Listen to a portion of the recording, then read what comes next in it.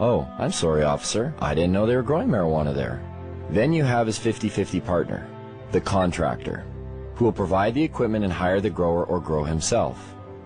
The grower is known as the fall guy.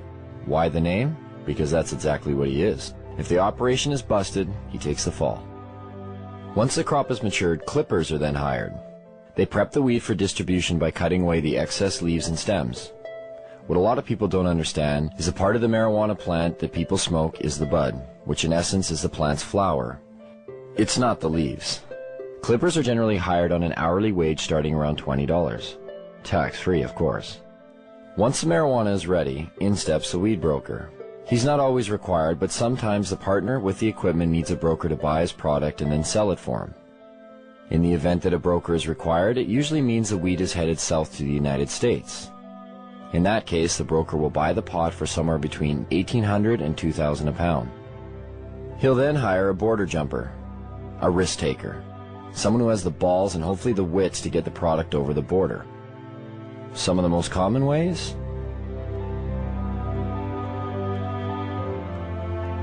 The border jumper's fee varies with each trip, but they're always well paid. Once the product has reached the broker's U.S. connection, it will earn about $3,000 a pound. The farther south it goes, the more it makes.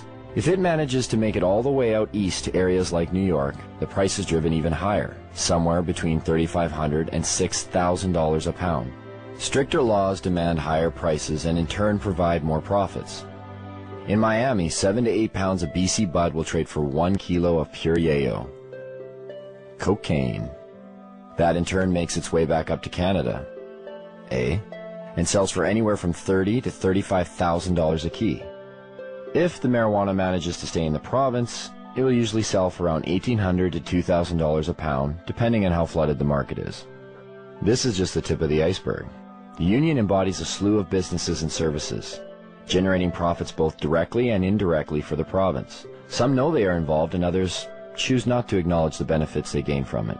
Carpenters build tables, rooms, sheds, and anything else that's needed for a grow show.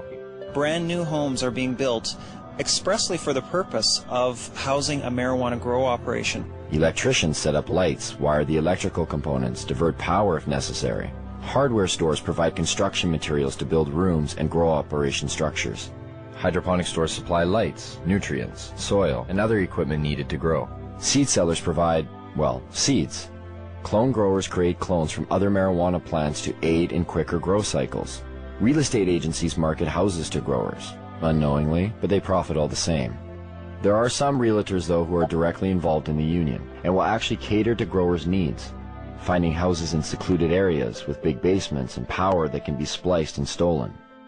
Mortgage brokers and lease brokers who help growers with poor credit get the houses they need to start up. Banks who have minimal security to prevent illegal money from being deposited. The way it works now is deposits over $3,000 are sometimes questioned but are left up to the teller to decide whether the deposit is suspicious. If they believe it is, they may put a note on the account. It isn't until a $10,000 deposit that a mandatory FCAC form is filled out and sent away.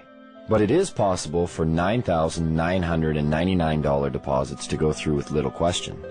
Oh, you sold some motorbikes. Cool. Oh, you sold your boat. Neat. Thanks for the business. You get the point. Lawyers and law firms provide counseling on how to make grow money legit. They help set up and incorporate LTD companies and holding companies to launder money.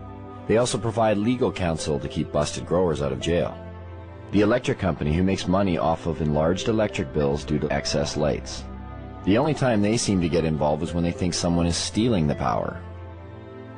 Law enforcement receives budgets to fight the cultivation. They create special task forces like the Green Team to specifically target marijuana. Canadians spend $300 to $500 million annually on law enforcement and the justice system to enforce marijuana laws.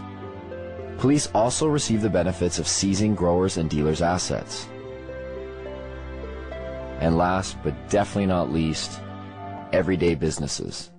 Bars, restaurants, clothing stores, boat dealerships, car dealerships, the money funneled indirectly through various everyday businesses. Growers and dealers like to spend money on everything.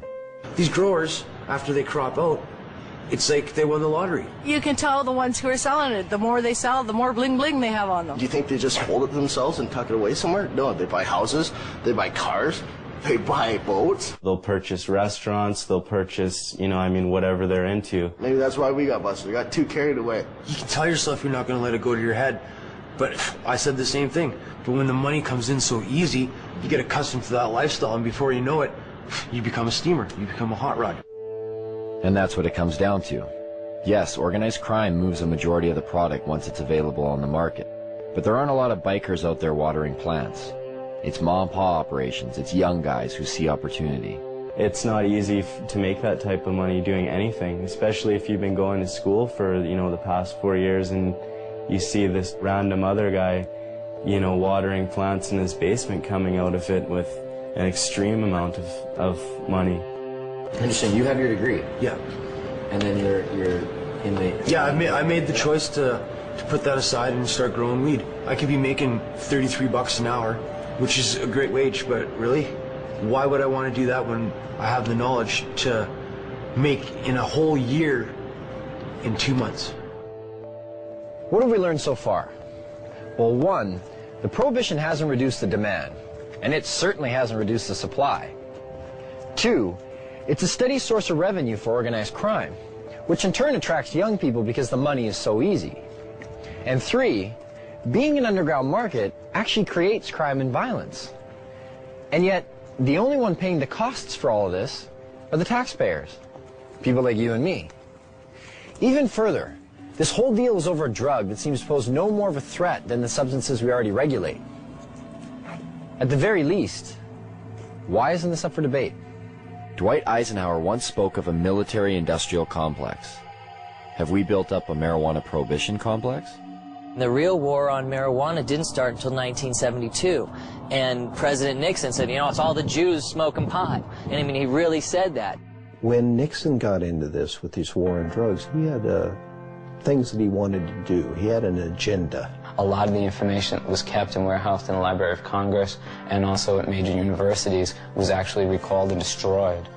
The Nixon report that came out through his administration, it was called the Schaefer Report. It was by a Republican governor, and when he studied it and gave an answer, you can pick this report up, pick up any page, open it, and if you actually have experience with cannabis, you'll realize they're telling the truth. And then when it came back saying that marijuana was essentially harmless, he totally ignored it, said we're going to launch a war on drugs anyways. Didn't even print as many copies that Congress and the House would have been able to see.